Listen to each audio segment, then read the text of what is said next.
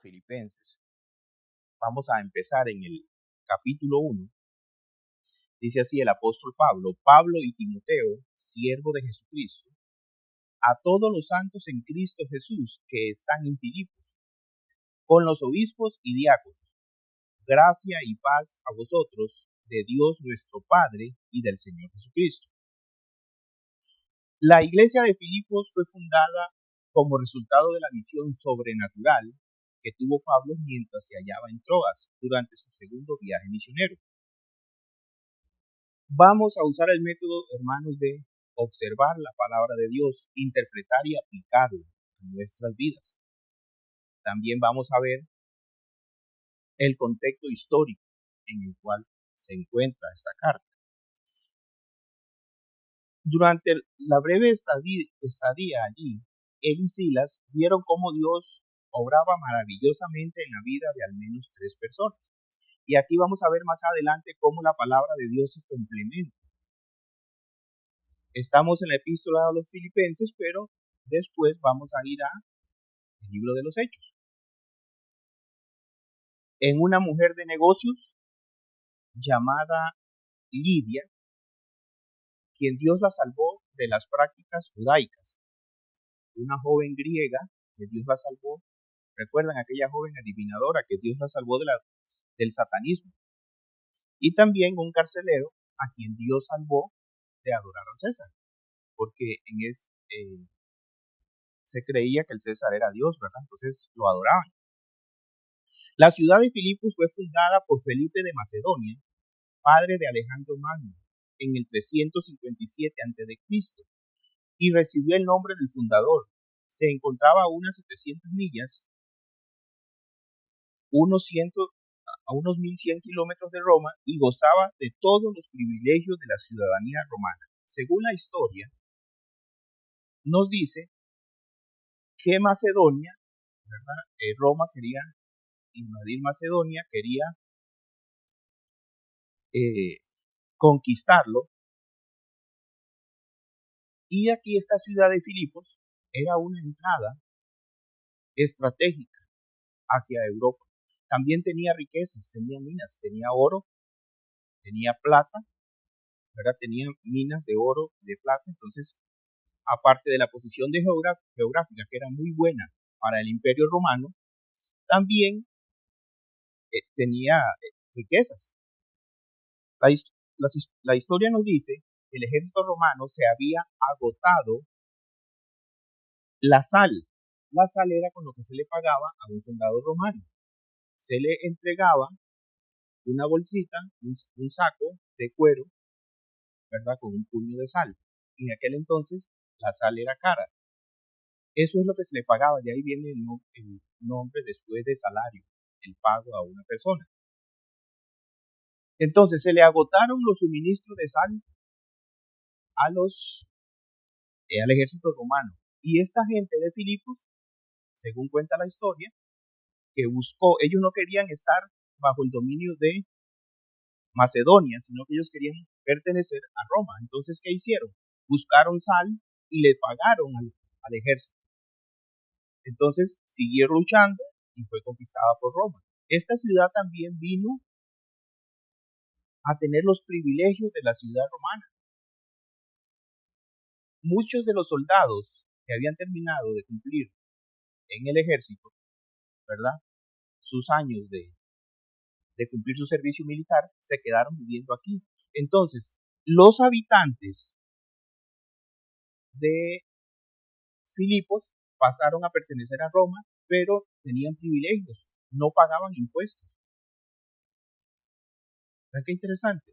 No pagaban impuestos, tenían ciudadanía romana, tenían muchos privilegios. Esa fue la recompensa del emperador que concedió a la ciudad de Filipos.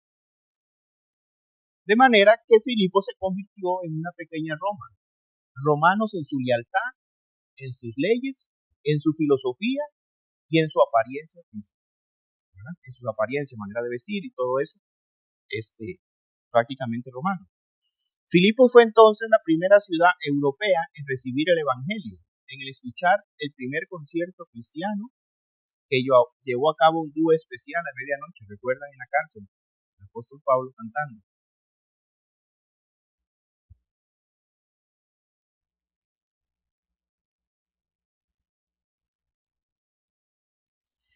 Fue por consiguiente en este tiempo, unos 10 años después de su primera visita a Filipos, que Pablo escribe una epístola a los filipenses. Y desde dónde escribió esta epístola hay cierta controversia. Algunos dicen que estaba en Éfeso, otros dicen que estaba en Cesarea, otros dicen que estaban en Roma, ¿verdad? Entonces, pero vamos a empezar ya con esta introducción estudiando la epístola a los Filipenses, capítulo 1, versículo 1. Pablo y Timoteo son quienes escriben esta carta, siervo de Jesucristo, a todos los santos que están en Cristo Jesús. ¿Quiénes eran los santos? Pues son las personas que han recibido a Jesucristo, han creído en Él. Santos es separado, ¿verdad? Para el servicio de Dios. Escribe a los santos en Cristo Jesús, que están en Filipos con los obispos y diáconos. Aquí empezamos a ver, le escribe a los santos, al grupo de personas, a la congregación que conforma una iglesia. Pero esta iglesia ya después de 10 años tenía obispos y tenía diáconos. Vemos el crecimiento que tenía, ya una iglesia estable, ¿verdad? Donde llegó el evangelio, se había predicado el evangelio y los hermanos también empezaron a hablar a otros y la iglesia iba creciendo. El saludo a los diáconos y al obispo nos indica el avanzado estado de organización de la iglesia, compuesta ahora de creyentes maduros y dotados, los que habían surgido guías reconocidos. Es necesario que cuando estemos estudiando la palabra de Dios, si hay una palabra que no entendemos, busquemos un diccionario, ¿verdad? Hay diccionarios bíblicos, y podamos ver qué significa para su mejor comprensión. Porque a raíz de la españolización de diferentes versiones de la palabra de Dios, entonces van perdiendo su significado las palabras actuales. Entonces les está escribiendo a los obispos y a los diáconos. Vean qué interesante. La palabra obispo, recordemos que el Nuevo Testamento se escribe en griego. Dice, la palabra obispo es la traducción de un término griego que se usaba en el mundo secular para designar a un supervisor.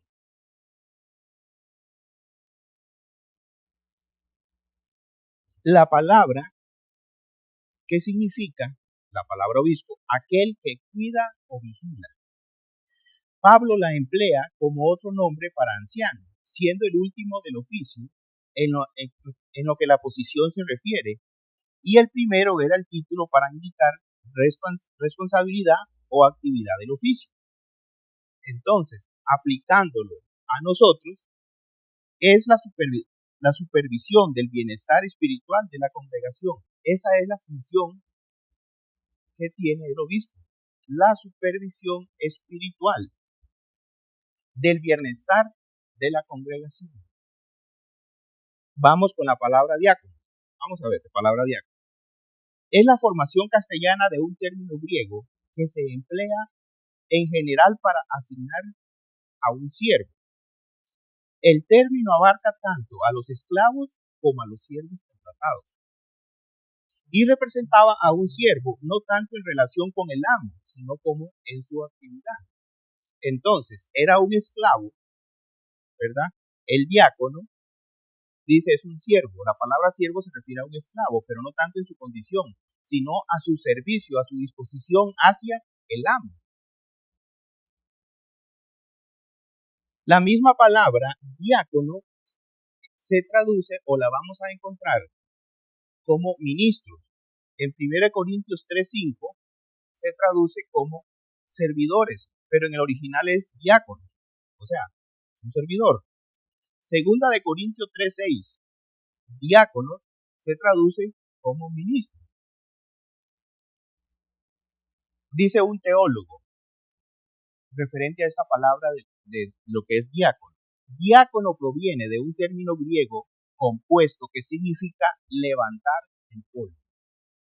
Representa a alguien que se mueve tan rápidamente por las calles polvorientas de los pueblos de Palestina para llevar a cabo su tarea, que sus pies levantan polvo al caminar.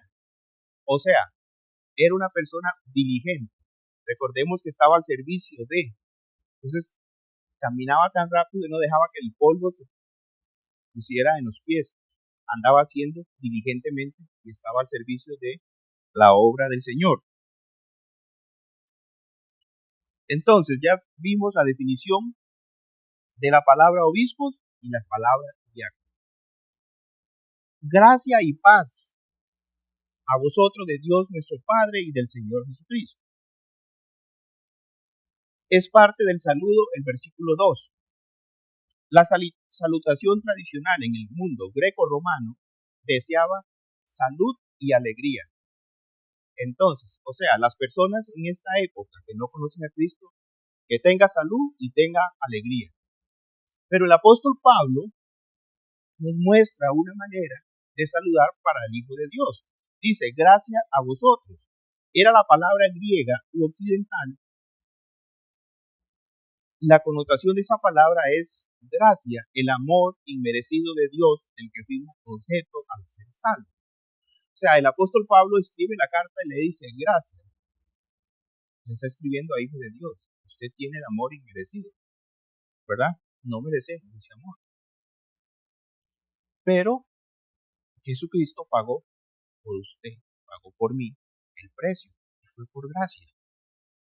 Dice Efesios 2:8, porque por gracia soy salvo por medio de la fe. Y esto no es de vosotros, pues es don de Dios, no por obra para que nadie se gloríe. Es don de Dios, es un regalo inmerecido. Entonces, esta palabra gracia, el apóstol Pablo les está recordando a los hermanos de Filipos, recuerden, usted es hermano, pero ¿por qué? Ténganlo presente siempre. Es por Cristo Jesús quien tiene esa salvación. Después vemos la palabra paz a vosotros. La palabra era usada comúnmente por los hebreos orientales en el saludo. Pablo no usa únicamente como saludo de protocolo, él anhela la paz. Entonces, shalom es la paz, ¿verdad? Entonces, Pablo viene en su saludo y le dice, gracias, tenga paz. Gracias a vosotros y paz, pero le agrega un elemento nuevo y distintivo al especificar de parte de Dios nuestro Padre y del Señor Jesucristo. Recordemos, hermanos, que solamente el que es hijo de Dios,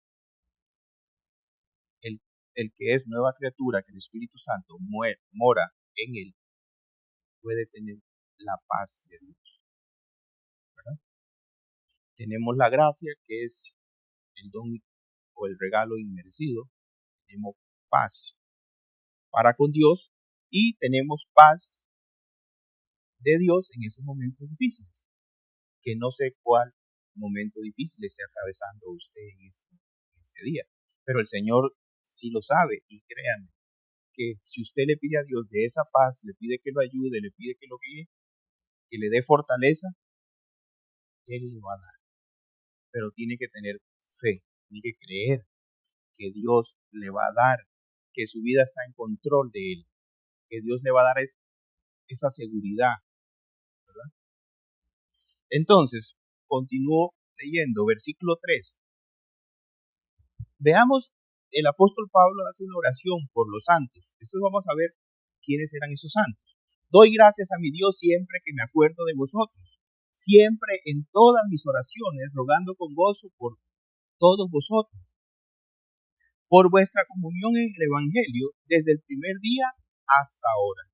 A veces algunos hermanos dicen, hermano, es que no sé cómo orar. Aquí hay un ejemplo, dice el apóstol Pablo a los hermanos. Yo estoy orando por ustedes siempre que me estoy acordando de ustedes. Yo me recuerdo y oro por ustedes. Le doy gracias a Dios por ustedes. Los pongo en manos de Él y pidiéndole que los ayude y que los guíe. Ok. Y en el versículo 6 vemos la confianza que el apóstol Pablo tiene en nuestro Dios, estando persuadido de esto, que el que comenzó en vosotros la buena obra, la perfeccionará hasta el día de Jesucristo, hasta que Jesucristo venga. El que comenzó en vosotros la buena obra. Vamos a ver, usted es hijo de Dios, yo soy hijo de Dios. Tenemos el Espíritu Santo morando en nosotros.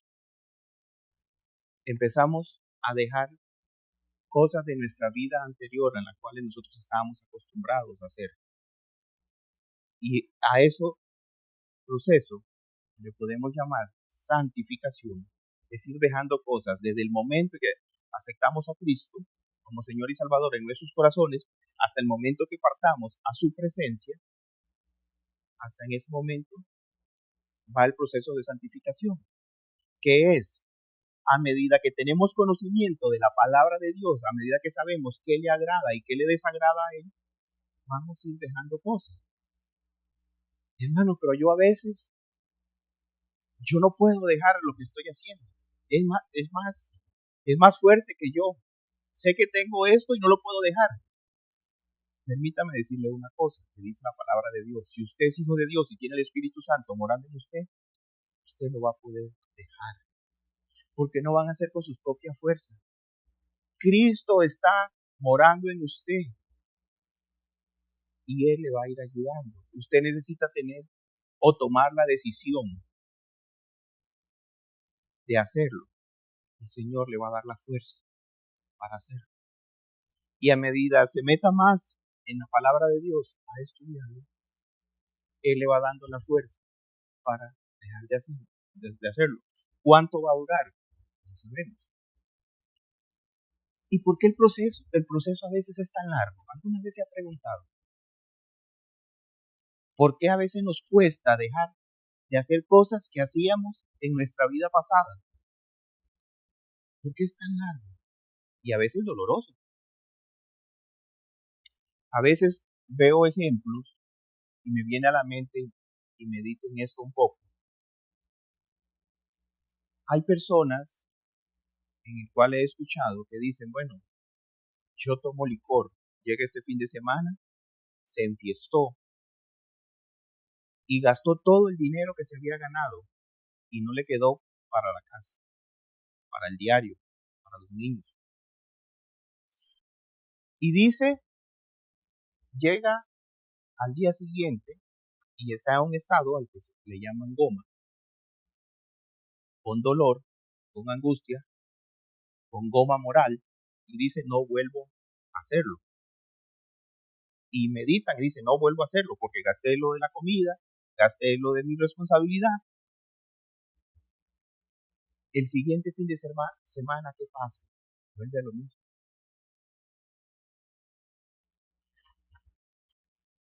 Entonces, el Señor sabe que somos personas olvidadizas y vamos a regresar a lo que normalmente estamos acostumbrados. ¿Qué quiere Él que hagamos? Señor, yo no puedo con esto. Yo me arrepiento, te pido perdón por este pecado. No puedo hacerlo solo, ayúdame. Quiere que lo confesemos primeramente para que nosotros mismos lo escuchemos. Y Él nos va a ayudar cada vez que vayamos a querer hacerlo. Él nos va a dar la fuerza para que no lo hagamos. Y lleva un proceso largo.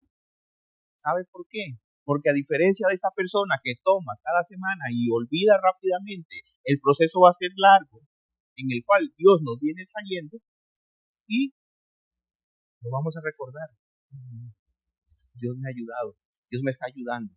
Y a medida va largo, entonces me va a costar más y siempre lo va a tener en la mente. También Dios lo puede hacerlo de una manera rápida. Inmediatamente se lo puede quitar. Pero cuando es más largo y más prolongado, nos da más tiempo de pasar más en la presencia del Señor y ponerlo todo en manos de Él y pedirle a Dios que nos ayude. Vamos a estar más en comunión. Entonces el apóstol Pablo tiene una seguridad y le está diciendo a los creyentes, yo estoy seguro que el que comenzó en vosotros la buena obra, la perfeccionará hasta el día de Jesucristo. Vean qué seguridad. Y Él quiere que nosotros también tengamos esa seguridad. Que cuando vengan esas dudas que el enemigo quiere poner en nuestra mente, no, es que no puedo dejar de hacer esto. No puedo dejar de hacer lo que a Dios le desagrada. Y recordemos, yo estoy persuadido del que comenzó en vosotros la buena obra la va a perfeccionar. Vengamos a Cristo y digámosle que nos continúe ayudando. Versículo 7. Como me es justo sentir esto de vosotros, por cuanto os tengo en el corazón y en mis prisiones y en la defensa y confirmación del Evangelio, todos vosotros sois participantes conmigo de la gracia. Es interesante, el apóstol Pablo, como me es justo sentir esto de todos vosotros, por cuanto os tengo en el corazón y en mis prisiones.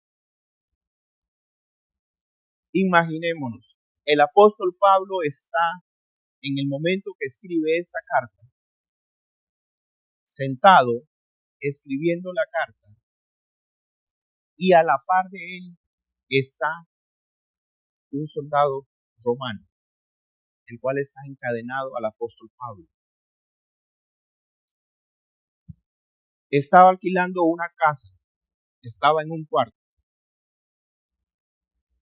pero estaba encadenado.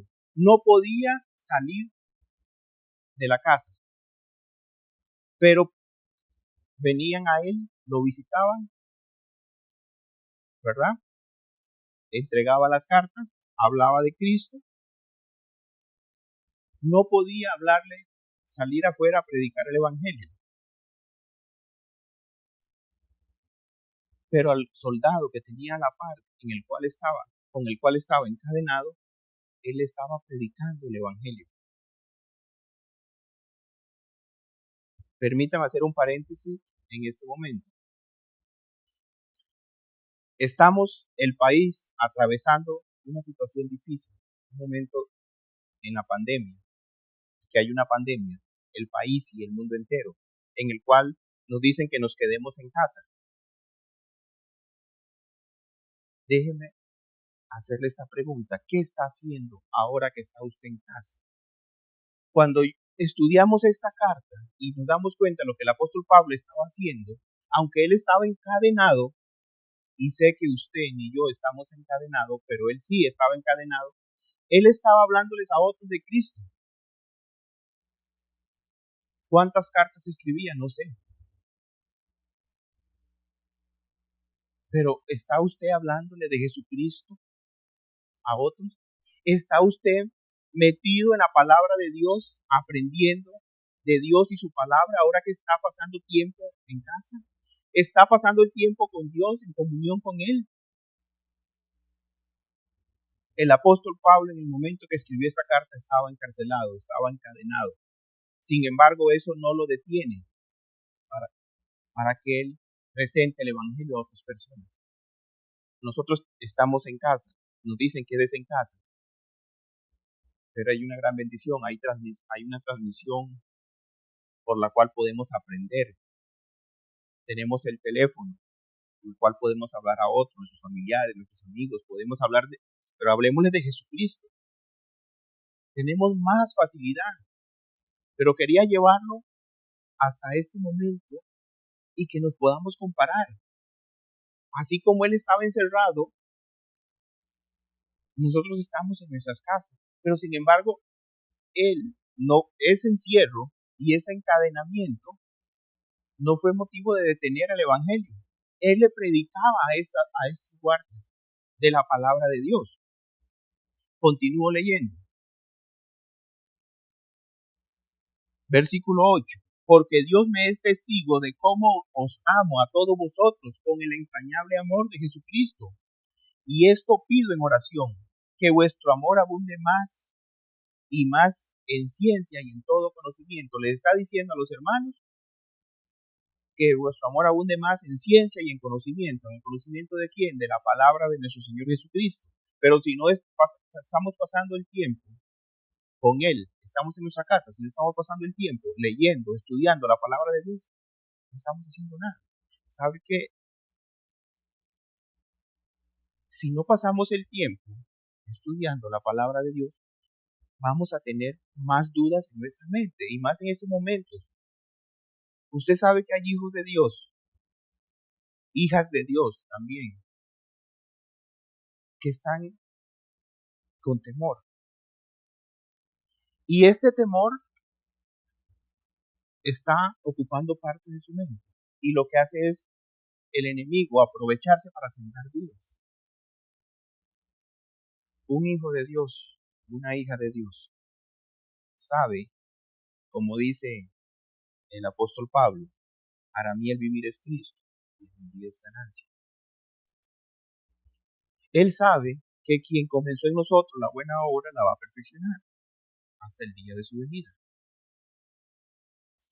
Pero a veces estamos con tanto temor, con tanto miedo, y el miedo no nos deja hacer nada, ni siquiera venir a Cristo, ni siquiera escuchar su palabra, ni siquiera aprender de su palabra. El miedo no nos deja hacer nada. Entonces, debemos de tener cuidado, hermanos. Estamos en nuestras casas, pero ¿qué estamos haciendo? A veces ahí está el tele. Y estará en nuestra mente las imágenes que pasan y nos va a entretener, pero no nos va a edificar. No vamos a crecer en Cristo. Y el apóstol Pablo dice que crezcamos en el conocimiento y en ciencia de nuestro Señor Jesucristo. Pasemos más tiempo con Él, aprovechemos que estamos en nuestros hogares para tener una mejor comunión con Dios, para estudiar la palabra de Dios. Versículo 10. Para que aprobéis lo mejor a fin de que seáis sinceros e irreprensibles para el día de Cristo, lleno de frutos de justicia que son por medio de Jesucristo, para gloria y alabanza.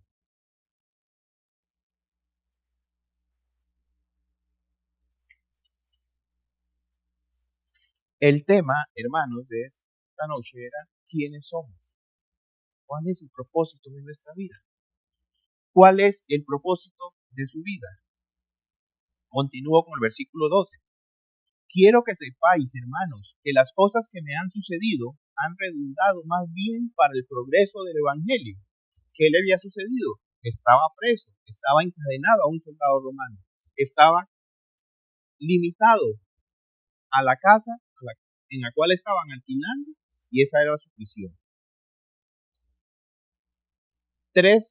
Cada 6 horas un soldado lo cambiaban, venía otro, lo cambiaban y así estaban. De tal manera que mis prisiones se han hecho patentes en Cristo, en todo el pretorio y a todos los demás. Mis prisiones se han hecho patentes en Cristo, en todo el pretorio. El pretorio esto se refiere a una guardia que cuidaba al emperador romano. No era cualquier tipo de guardia. Eran los que estaban a cargo de cuidar al emperador romano.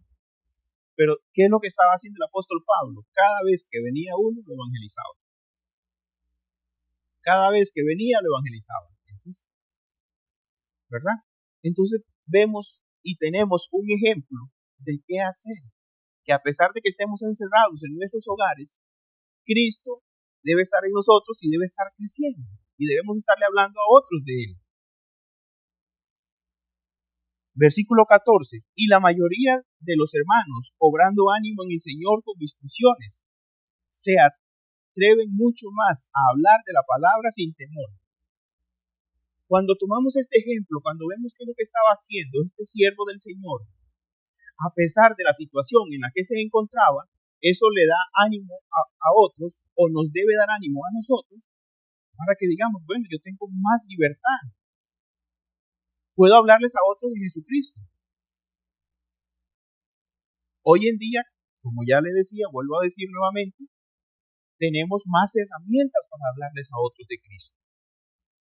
A pesar de que no nos podemos reunir como lo hacíamos, ahí está esa transmisión. Podemos enviarle los videos a otras personas. O podemos hacerle una llamada a otras personas y hablarles de Jesucristo, darle ánimo. ¿Verdad?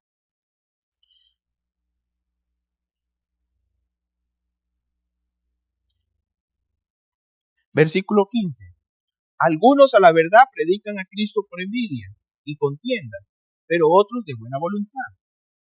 Los unos anuncian a Cristo por contención, no sinceramente, pensando añadir aflicción a mis prisiones, pero los otros por amor, sabiendo que estoy puesto para la defensa del Evangelio. ¿Qué pues? Que no obstante, de todas maneras, o por pretexto, o por verdad, Cristo es anunciado. Y en esto me gozo y me gozaré aún, porque sé que por vuestra oración y la suministración del Espíritu de Jesucristo, esto resultará en mi liberación. Versículo 20. Conforme a mi anhelo y esperanza de que nada seré avergonzado, antes bien, con toda confianza, como siempre, ahora también será magnificado Cristo en mí, en mi cuerpo, o por vida o por muerte.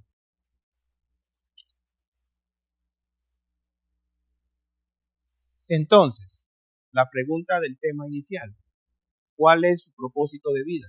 ¿Quién es su propósito de vida?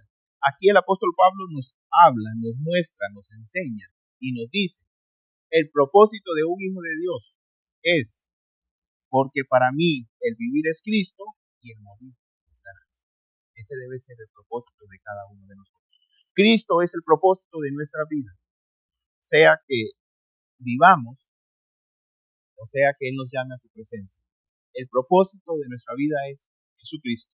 Debemos de vivir para Él. Debemos de hacer lo que a Él le agrada. Debemos de hacer lo que Él quiere y lo que Él nos ha mandado. Y una de las cosas en las cuales nos dice es que prediquemos el Evangelio, que llevemos las buenas nuevas de salvación a otros. Versículo 22.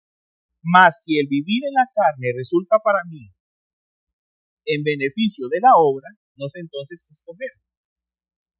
O sea, si Él está vivo, si Él tiene vida en la carne, pero por medio de que es un hijo de Dios y por medio de que se le ha encomendado llevar el Evangelio a otras personas, no sé qué escoger. Él va a estar mejor en la presencia de Dios.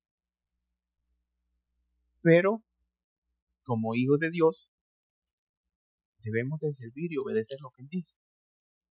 ¿Está haciendo usted lo que Él dice? ¿Estoy haciendo yo lo que Cristo dice o nos ha mandado, que es hablarles a otros del Evangelio?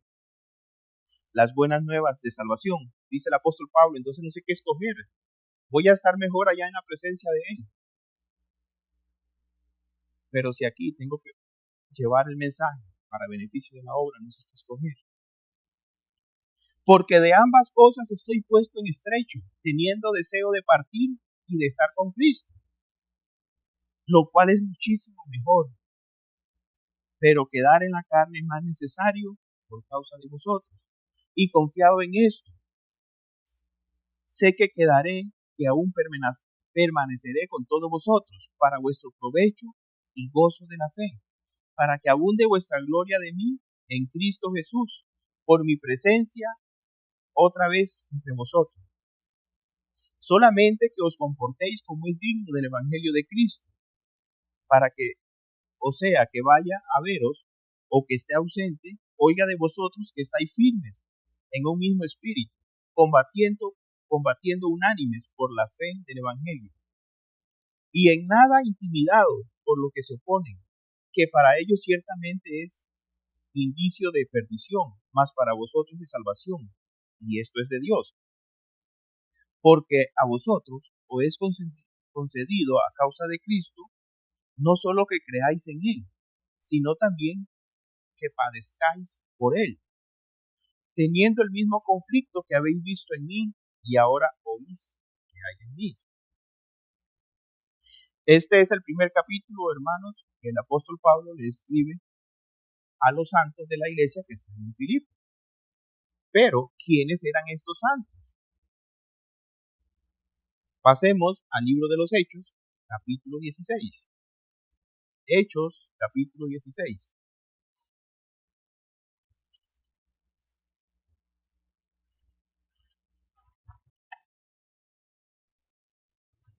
Voy a empezar a leer. Vamos a leer desde el versículo 1. Después llegó a Derbe y a Listra, y he aquí, había allí cierto discípulo llamado Timoteo, hijo de una mujer judía creyente, pero de padre griego, y daban buen testimonio de él los hermanos que estaban en Listra y en Iconio. Quiso Pablo que éste fuese con él, y tomándole le circuncidó, por causa de los judíos que había en aquellos lugares, porque todos sabían que su padre era griego. Y al pasar por las ciudades le entregaban las ordenanzas que habían acordado los apóstoles y los ancianos que estaban en Jerusalén, para que se les guardase. Así que las iglesias eran confirmadas en la fe, aumentaban un número cada día. Ok, quiero que veamos, hermanos, en el versículo 6, atravesando Frigia y la provincia de Galacia, les fue prohibido por el Espíritu Santo hablar la palabra en Asia. Entonces, el apóstol Pablo vemos que va a predicar el Evangelio, pero el Espíritu Santo prohíbe y le prohíbe a él que predique el Evangelio en esta zona. Versículo 7. Y llegaron a Misia, intentaron ir a Bitinia, pero el Espíritu Santo no se los permitió. Y pasando junto a Misia, descendieron a Troas. Y se le mostró a Pablo una visión de noche. Un varón macedonio estaba en pie rogándole diciendo, pasa a Macedonia y ayúdanos. Cuando vio la visión, enseguida procuramos partir para Macedonia, dando por cierto que Dios nos llamaba para que les anunciásemos el Evangelio. Entonces, el apóstol Pablo está aquí y va a predicar, y el Espíritu Santo le prohíbe, no le permite que vaya donde él quiere. ¿Qué quiere decir esto, hermanos? Entonces nosotros no debemos predicar, no. Si somos hijos de Dios, si el Espíritu Santo mora en nosotros, debemos escuchar qué es lo que él quiere. Hay muchas personas que a veces quieren hablarle a cualquier persona del Evangelio sin consultarle primero a Dios. Esto es lo que nos quiere decir. Primero debemos de venir a Dios, pedirle a Él que nos ayude, que nos guíe, que nos muestre quién es la persona a la cual Él quiere que le hablemos del Evangelio, o sea, la buena nueva de salvación. ¿Verdad? Entonces, el Espíritu Santo le prohíbe, no vayan acá, pero sin embargo le dice, tienen que ir a este modo, como siempre. Un hijo de Dios no está solo. Dios lo está cuidando, lo está guardando y lo está llevando para que hagamos la voluntad de Él, no la voluntad de nosotros. Porque a veces podemos querer, bueno, le voy a hablar a Él del Evangelio, porque me cae bien, porque me agrada, porque es familiar. Y empezamos así a hacer acepción de personas. Entonces, ¿qué debemos hacer? Pedirle a Dios que nos ayude, que Él sea quien nos guíe.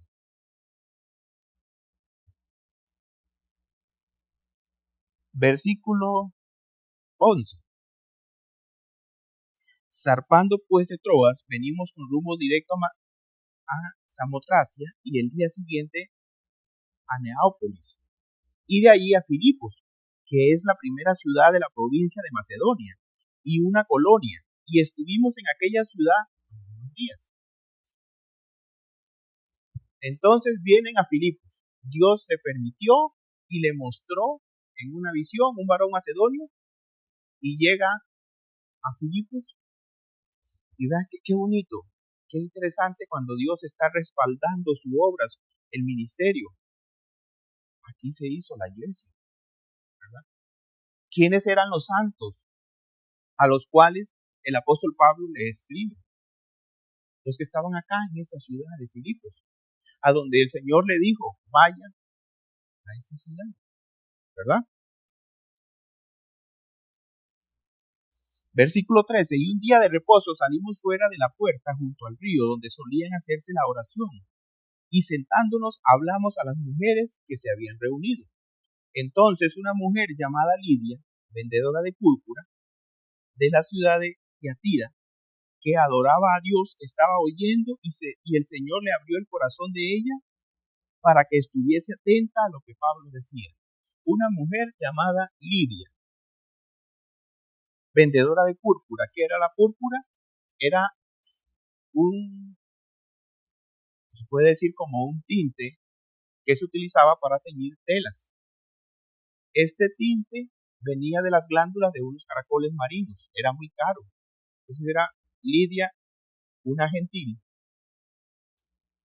que una mujer de negocio, que estaba escuchando, estaba oyendo la palabra de Dios. Esta mujer ya había aceptado las creencias judías, pero sin embargo, nuestro Señor le permite escuchar el mensaje de Dios, las buenas nuevas de salvación. Y el Señor le abrió el corazón de ella para que estuviese atenta a lo que Pablo decía. Vean qué interesante cómo el Espíritu Santo de Dios trabaja con cada persona. El Espíritu Santo convence de juicio, de justicia y de pecado. Nuestro Señor le permite que esta persona pueda estar atenta, le abre el corazón para que ella pueda aceptar al Evangelio. ¿Quién le abrió el corazón? A veces creemos que somos buenos hablando, somos buenos evangelizadores. A veces creemos que, como dicen, las sabemos todas y porque yo sé y porque yo estudio la Biblia, yo voy a convencer a las personas de que vengan a Cristo Jesús. Nosotros no hacemos nada. El Espíritu Santo de Dios es el que convence. Él es el que abre el corazón a la persona. Es el que hace ver que la persona está mal ante él, ante Dios, que es un pecador. Él le muestra a la persona, pero la persona va a decidir si decide entregarle su vida a Cristo, aceptar a nuestro Señor Jesucristo como Señor y Salvador en su corazón. Hay personas que deciden posponer esa decisión, saben que son pecadores, que necesitan de Dios, que necesitan venir, rendir su vida a Cristo Jesús, saben que Cristo es el único camino que va al cielo, el único camino que nos lleva a Dios.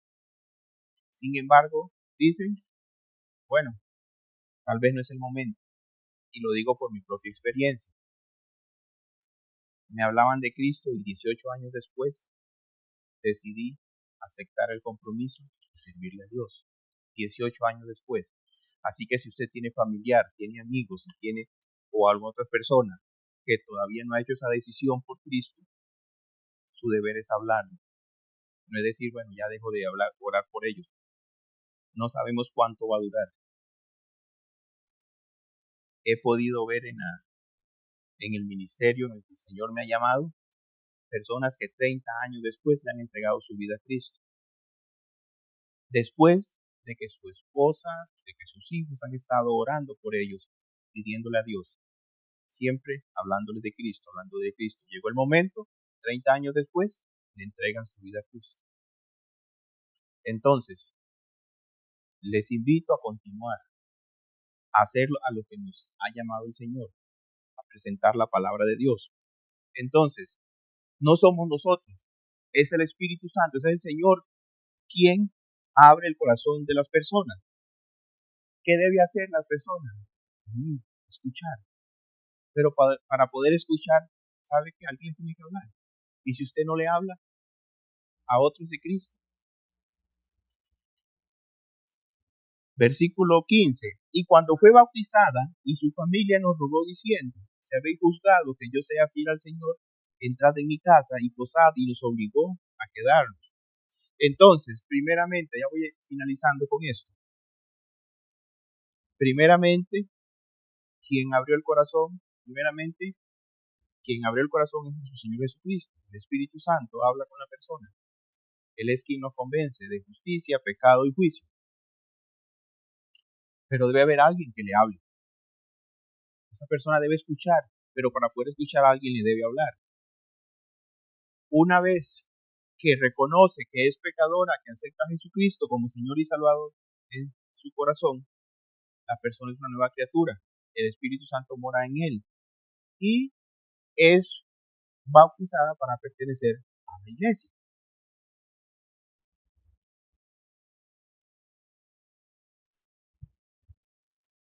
Permítame hacerle esta pregunta. ¿Es usted un hijo de Dios? ¿Es usted una hija de Dios? le ha entregado su vida a Cristo. Ha escuchado las buenas nuevas de salvación y ha decidido, sí, yo reconozco que Jesucristo es el Salvador. Yo reconozco que Dios le envió para morir por nuestros pecados. Ya hizo esa decisión. Es la decisión más importante que debe tomar en su vida. Aceptar a Jesucristo como Señor y Salvador en su corazón.